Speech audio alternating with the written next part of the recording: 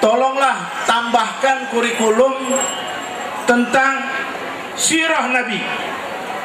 Jangan hanya sampai Nabi lahir di Mekah, meninggal di Madinah, ibunya namanya Aminah, ayahnya namanya Abdullah, pamannya orang kafir namanya Abdul Wahab, siapa namanya? Abu Lahab, dan sebagainya. Tapi harus berinci siapa Nabi sebenarnya, bagaimana sifatnya Rasulullah. Itu yang harus diolah, sehingga anak-anak kita keluar dari pesantren mempunyai hati yang lembut. Seorang kafir menulis tentang Rasulullah di dalam temboknya, tembok di dalam penjara, yaitu Napoleon Bonaparte. Dia menulis dalam penjara, waktu dia dipenjarakan, dia menyatakan dalam tulisan itu di tembok, ditulis oleh beliau sendiri, jika aku hidup di zaman Muhammad, aku akan minum air dari sepatunya. Allahumma salli ala Sayyidina Muhammad. Ditanya sama orang, kenapa kau mencintai dan mengagumi orang ini? Dia jawab, aku terlambat mengenal orang ini.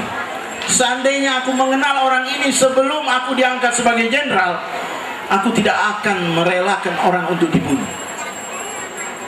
Aku mengenal jijiknya pembunuhan, itu adanya dari Muhammad Rasulullah. Kita belajar dari Nabi Muhammad. Lihat waktu Rasulullah membuka Fathul Makkah, lihat Rasulullah waktu buka kota Makkah, Abu Sufyan di dalam posisi kafir, Ka'bah rumahnya Allah, kiblatnya umat Muhammad, dijadikan sejajar seorang yang kafir dengan magomnya, masjidnya Allah, rumahnya Allah, dijajarkan. Man dakhala bait Abi Sufyan fahuwa amin. Siapa yang masuk ke rumahnya Abu Sufyan, dia akan selamat, dan siapa yang masuk di Ka'bah, dia akan selamat. Dijajarkan seorang yang kafir dengan rumah Allah. Kenapa? Karena Rasulullah mempunyai hati yang lembut. Pada waktu sebelum bertemu dan sebelum ada pernyataan itu, seluruh sahabat sudah banyak yang menguraikan. Ada yang mau potong lehernya, ada yang mau potong tangannya. Segala khayalan sudah keluar dari otaknya para sahabat untuk menghadapi Abu Sufyan. 23 tahun dia mengingkari Rasulullah. Apa jawabannya seorang Nabi yang maha mulia, yang maha baik? Dia adalah seorang maha guru. Dia menyatakan yang masuk rumahnya Abu Sufyan selamat, artinya Sufyannya selamat, yang masuk selamat. Jangan diganggu. Di mana ada manusia seperti ini? Ada panglima perang seperti manusia ini? Enggak ada. Ada akhlak seperti orang ini? Enggak ada. Sallallahu alaihi Muhammad. Rasulullah juga mengajarkan kepada sahabat-sahabat untuk mempelajari bahasa kaum yang lain. Sayyidi Ali bin Abi Thalib disuruh belajar bahasa Habasyah, disuruh belajar oleh Rasulullah bahasa orang Rum. Sayyidina Ali belajar bahasa orang-orang budak dari Bilal bin Rabah, belajar bahasa Persia dari Salman. Itu ajakannya Rasulullah, karena Rasulullah lihat pada suatu ketika orang ini akan masuk di dalam daerah orang-orang tersebut tadi. Rasulullah menyuruh Ja'far Tayyar untuk mempelajari bahasa Ethiopia, bahasa Habasyah. Umi Kalsum binti Rasulullah disuruh belajar bahasa Habasyah. Kenapa? Untuk menyiarkan agamanya, menyiarkan Islam. Jadi kita punya pondok juga harus mempelajari bahasa pada zaman itu. Sekarang ini saya selalu mengajak kepada pesantren di mana saja untuk ada kurikulum bahasa Cina. Karena banyaknya orang Cina dan perlu komunikasi tentang Islam melalui bahasa Cina. Jangan mereka menganggap orang Islam keras, orang Islam selalu berbuat yang tidak baik, supaya dia mengenal tentang Islam. Saya potong sedikit, bapak-bapak, ibu-ibu. Dulu di Betawi ada seorang Sayyid, namanya Sayyid Al-Habib Abdullah bin Alawi bin Abdullah Al-Attas. Itu beliau punya rumah yang sekarang jadi museum tekstil. Di Jalan Petamburan itu, Jalan Ais Tubun itu, ada museum tekstil. Beliau tinggal di situ. Juga beliau salah satu donatur NU pada zaman Kiai Hashim Asy'ari. Juga beliau salah satu donatur Muhammadiyah pada zaman Ahmad Dahlan. Juga beliau termasuk donatur yang memberikan dana kepada Al-Irsyad. Silahkan baca Dalailun Nur, perkembangan Islam di Timur Jauh, perkembangan Islam di Indonesia, di Asia. Silahkan baca. Solehin Salam dalam bukunya, silahkan buka di situ. Beliau ini seorang pedagang dan alim ulama, mengarang pada setiap tahun di musim lebaran setelah Syawal, beliau membuat panggung di daerah Gambir. Dulu Gambir itu disebutnya disebutnya Ikada, ya, lapangan Ikada dulu, ya. Di situ beliau mengundang seluruh orang-orang Cina yang kaya-kaya, diundang oleh beliau dari seluruh Indonesia, diberikan fasilitas, dibayarkan kapalnya, dibayarkan semuanya. Beliau mengadakan sendiwara Islam berbahasa Cina. Kalau sudah selesai ini sendiwara dia selesaikan, orang semua masuk Islam. Kenapa? Yang begini bagus, ilmu yang begini istimewa, kita tidak manfaatkan di zaman sekarang. Bicara dalam bahasa Cina tentang Rasulullah, tentang sahabat, akhirnya mereka masuk Islam. Ini salah satu ilmu yang kita harus terapkan di zaman sekarang. Dengan banyaknya kemiskinan, banyak pula kekerasan. Kalau cuma kekerasan itu masih megang agama, bisa juga kemiskinan meninggalkan agama. Jadi garis besar dari ceramah ini adalah segala kelemahan yang ada sekarang sama saudara-saudara kita di mana saja itu karena kebukhalaannya, kekikirannya para orang-orang Islam yang kaya. Aturannya dia keluarkan zakat 1M, dia keluarannya cuma 300 juta, yang 700 dia sini. Harusnya dia kasih keluar supaya kekerasan ini tidak ada. Kita banyak belajar dari Rasul Sallallahu Alaihi Wasallam, di mana Rasulullah menyuruh Sayyidina Al-Hasan wal Husain di masa kecilnya untuk membuka pakaiannya yang bagus dan memberikan kepada orang miskin. Ini suatu pelajaran dari keluarga ini. Apa maksudnya? Nabi tahu orang ini dengan diberikan pakaian, anak ini nanti kalau dia pulang orang tuanya pasti akan masuk Islam. Benar tiaunya Rasul Sallallahu Alaihi Wasallam. Orang tuanya datang dan masuk Islam. Lihat Abu Darda masuk Islam. Bagaimana cara masuk Islamnya Abu Darda? Rasulullah liwat di depan rumahnya Abu Darda. Ada seekor kambing yang kering kecil sudah mau mati. Rasulullah pegang itu kambing. Sekejap kambing itu menjadi sehat, bangun dan mempunyai air susu yang banyak. Abu Darda ini lagi panik, ekonominya hancur. Datang ke keluarga kafir, perjanjian untuk membunuh Rasul. Waktu kembali ke rumahnya lihat kambing yang segar bugar. Dari mana ini kambing? Kata istrinya, ini kita punya kambing yang kecil, yang kurus, dipegang oleh seorang bangsawan Quraisy.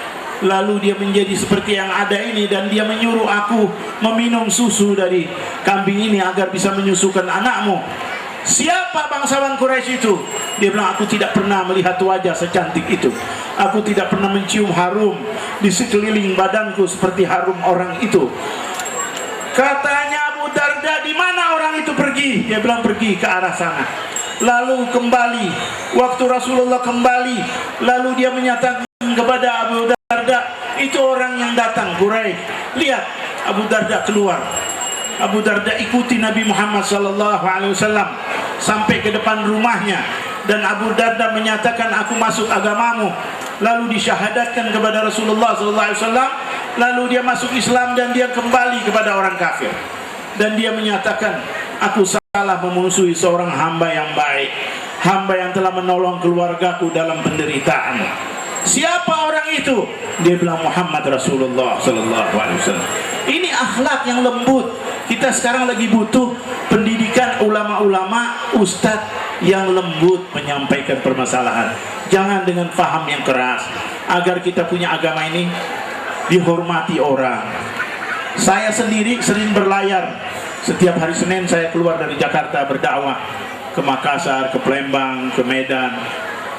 Banyak murid saya di daerah timur.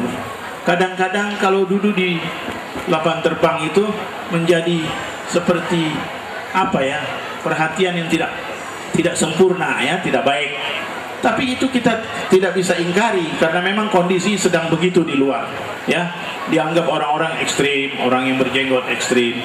Memang ada yang ekstrim, tapi tidak semuanya. Tapi ini semua datangnya dari dua hal. Ya, hal yang pertama, kurang mengenal Nabi Muhammad SAW. Kurang mengenal. Kurang mengenal siapa Rasulullah sebenarnya. Dan yang kedua, orang-orang yang kaya tidak mau memberikan sedekahnya yang sebenarnya, tidak mau mengeluarkan zakatnya kepada umatnya, umat muslimin wal muslimat. Jangan jauh-jauh. Di pesantren sini banyak anak-anak pondok yang tidak bayar orang tuanya. Alangkah bagusnya kalau ada orang kaya di daerah Depok ini, setiap orang kaya ambil satu anak untuk dibayarkan uang sekolah bulanannya. Apakah itu anak jadi ulama atau tidak jadi ulama, itu urusan kedua. Yang penting tunjukkan dulu sikap yang baik kepada kita sesama agama. Banyak keluhan di pesantren tentang pembayaran pendidikan ya. Jadi saya mohon, saya sebenarnya bukan seorang penceramah, tapi yang mudah-mudahan menjadi kebaikan, menjadi manfaat buat diri saya dan diri hadirin wal hadirat. Wah, mudah-mudahan pesantren ini maju, menjadi besar ya, mudah-mudahan menjadi orang-orang yang berguna ya. Sebab Rasulullah itu adalah bu'istu mu'alliman. Nabi menyatakan beliau dilahirkan untuk menjadi seorang guru. Dia adalah maha guru dalam segala-galanya.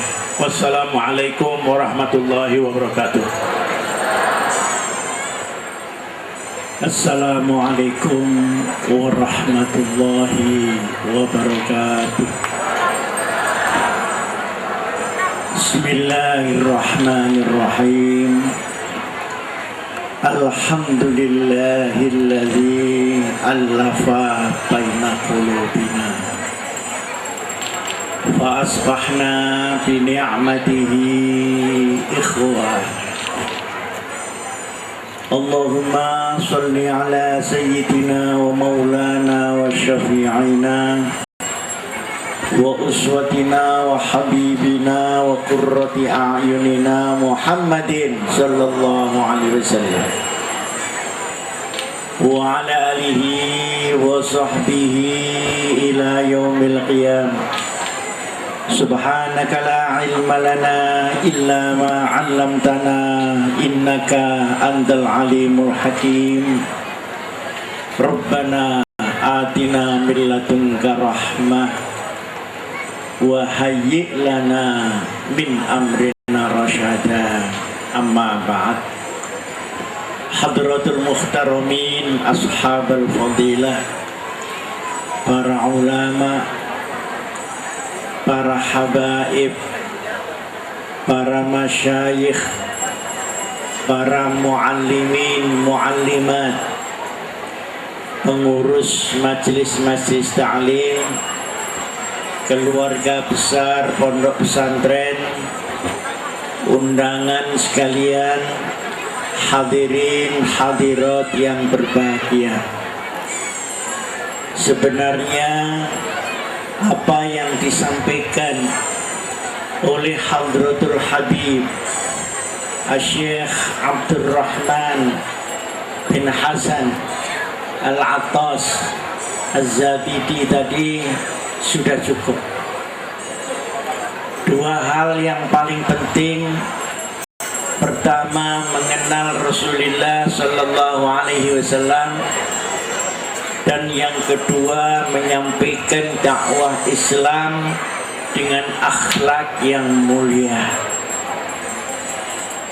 Saya hadir di sini menyampaikan terima kasih atas undangan Habib Abdurrahman An-Nawi selaku pengasuh pondok pesantren untuk ikut menghormati wisuda dan hari ulang tahun pondok pesantren. Doa kita semoga para santri-santri diberikan Allah ilmu yang manfaat. Saya ulang, semoga Allah Subhanahu wa ta'ala memberikan lulusan ini ilmu yang manfaat. Manfaat untuk dirinya, manfaat untuk keluarganya, manfaat untuk masyarakatnya, dan manfaat untuk umat Muhammad Rasulullah Sallallahu Alaihi Wasallam. Hanya ilmu yang berdasarkan khasyatullah, takut dan taat kepada Allah, yang bisa menjadi ilmu yang bermanfaat. Jadi ilmu yang bermanfaat bukan semata-mata karena ilmunya, tapi letak ilmu itu di mana? Kalau ilmu berada pada khasyatullah, maka ilmu akan menjadi manfaat fid dini wad dunya wal akhirah. Allahumma amin. Akan melahirkan manfaat ilmu dan akan melahirkan hikmah ilmu. Hikmah ilmu adalah inti dari ilmu pengetahuan, baik ilmu pengetahuan yang bersifat syariat maupun ilmu pengetahuan yang bersifat umum. Tidak dibedakan oleh Imam Zainuddin Abu Hamid Muhammad Ibnu Muhammad Al-Ghazali radhiyallahu anhu. Ilmu agama yang turun dari ilmu kewahyuan, ilmu umum yang turun dari ciptaan Allah melalui penelitian-penelitian, kedua-duanya adalah rahmat Allah kepada kita kalau kita dapat meletakkannya pada khasyatullah. Disinilah kelebihan-kelebihan pesantren dibanding dengan sekolahan-sekolahan. Karena sekolahan mengajarkan ilmu saja, tapi pesantren mengajarkan ilmu dan kehidupan, ilmu dan akhlak di dalam menjalani hidup. Jadi lebih luas daripada sekedar mengisi otaknya. Pesantren juga mengisi hatinya, pesantren juga mengisi roh jihadnya, dan pesantren juga memberikan arah terhadap kehidupan santri-santri itu. Para hadirin hadirat yang saya muliakan, hari ini banyak ilmu-ilmu yang lepas dari khasyatullah, dari rasa takut kepada Allah, sehingga ilmu menjadi mubazir. Banyak orang pintar tapi tidak tahu bagaimana menggunakan kepinterannya. Banyak orang lulusan sekolahan tapi alhamdulillah nganggur secara berjamaah, karena dia tidak tahu bagaimana harus menjalankan ilmunya. Padahal sekolahnya mahal-mahal. Anehnya sekolah pesantren yang murah malah banyak yang nunggak dan telat membayarnya di pesantren itu. Insya Allah anak-anak pesantren asal ada khasyatullah, ada ruhul jihad dan ruhul khidmah, dia tidak akan menjadi pengangguran di mana-mana. Allahumma amin. Lebih-lebih lagi berat, belakang ini banyak ilmu yang letaknya berada pada hawa nafsu orang itu. sehingga ilmu tidak dikendalikan oleh hidayah, tapi dikendalikan oleh kemauan orang yang punya ilmu itu secara hawa nafsu, keserakahan, hubbud dunia, dan sebagainya dan sebagainya. Akhirnya banyak ilmu-ilmu yang memukul orang yang mempunyai ilmu itu sendiri. Bahkan ilmu dapat mengganggu dan merusak lingkungan. Kita saksikan sekarang orang-orang yang ahli hukum, karena tidak berada pada khasyatullah, maka hukum tidak menuju kepada keadilan. Hukum menjadi menuju kepada maklar hukum, menuju kepada pemerasan atas dasar hukum, sehingga banyak sarjana hukum yang masuk hukuman di mana-mana. Artinya al-ilmu syai'un wa mas'uliyatul ilmu syai'un akhar. Ilmu adalah sesuatu dan pertanggungjawaban ilmu adalah sesuatu yang lain. Dan pertanggungjawaban ilmu itu tidak mengikuti kitab, tapi mengikuti hidayah dan petunjuk dari Allah Subhanahu wa taala. Man izdada ilman wa lam yazdad huda lam yazdad minallahi illa bu'ada.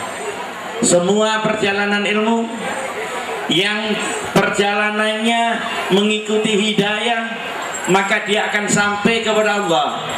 Tapi ilmu baik agama maupun umum yang berjalan di atas jalur hawa nafsunya, maka dia akan menjauhi Allah Subhanahu wa taala. Hari ini negeri kita tidak kekurangan orang pintar, tetapi mulai kekurangan orang benar. Orang pintar yang otaknya penuh, orang benar yang hatinya penuh dengan al-basar wal basirah. Dan hati yang penuh melahirkan orang benar, otak yang penuh menjadi orang pintar. Maka hatilah yang menyetir otak kita, bukan otak kita yang akan menyetir hati kita. Hari-hari ini universitas banyak sekali tumbuh melahirkan wisuda-wisuda. Tetapi pertanyaan yang penting adalah, apakah diajarkan di situ pertanggungjawaban ilmu atau mas'uliyatul ilm? Hadirin hadirat yang saya muliakan, saya ingin meneruskan sedikit. Hari ini keadaan di Indonesia menyadarkan kita bahwa selain ilmu harus punya tanggung jawab. Yang kedua, dari mana kita mendapatkan ilmu itu menjadi masalah penting. Dari mana kita mendapat ilmu? Dari siapa ilmu itu kita dapat? Dahulu ketika saya masih jadi santri, selalu diberitahukan kepada kiai bahwa ilmu hendaknya mempunyai nasab tembus terus sampai Rasulullah Sallallahu Alaihi Wasallam. Kita belajar hadis Muslim, hadis Bukhari dari siapa? Yang kita guruin dia dapat dari siapa? Dari siapa dan dari siapa? Sanadnya ini menjadi penting tembus kepada Rasulullah agar autentik daripada ilmu itu bisa dipertanggungjawabkan. Perkara kalau sudah sampai kepada kita, kita kembangkan supaya bisa mengatasi keadaan, karena keadaan terus berubah. Manhaj pengembangan itu pun harus sah menurut para alim ulama salafiyah kita. Hadirin hadirat yang saya muliakan, ini sekarang diuji oleh zaman. Banyak orang mendapatkan ilmu dari orang yang tidak punya khubroh dan tidak punya mas'uliyah, menggunakan nama Islam tapi dia tidak jelas keislamannya itu bagaimana dan untuk apa. Lahirnya negara Islam Indonesia karena anak-anak salah mengambil Islam itu dari mana dan dari siapa. Dan yang diambil itu tentu orang yang tidak mengetahui pribadi Nabi besar Muhammad sallallahu alaihi wasallam. Sehingga bukan hanya membid'ahkan, kata Ustadz Yusuf Hidayat tadi, mereka sudah mulai mengkafirkan selain dirinya dan selain golongannya. Seakan-akan Islam miliknya sendiri, seakan-akan penafsiran dimonopoli sendiri. Karena orang menganggap orang lain kafir, negara yang tidak disukai juga disebut negara kafir, maka kemudian timbullah satu penyalahgunaan Islam. Mulailah merusak masyarakat, dianggap mendapat pahala. Mulailah merusak negara, dianggap bagian dari menuju Allah Subhanahu wa ta'ala. Mulailah membunuh menjadi lebih penting daripada memelihara. Masjid tidak untuk sembahyang, tapi justru dikirimi bom untuk dihancurkan. Karena dia menisbatkan menjadi masjid diror pada zaman Rasulullah, padahal Rasulullah menganggap satu masjid itu masjid berbahaya, tidak dirusak, hanya ditutup kegiatannya, itu pun karena untuk menyerang Islam. Sementara yang dibom di Cirebon adalah masjid yang baik, yang ngebom yang tidak baik karena salah mengerti tentang Islam. Kelanjutnya adalah salah menggunakan terhadap Islam.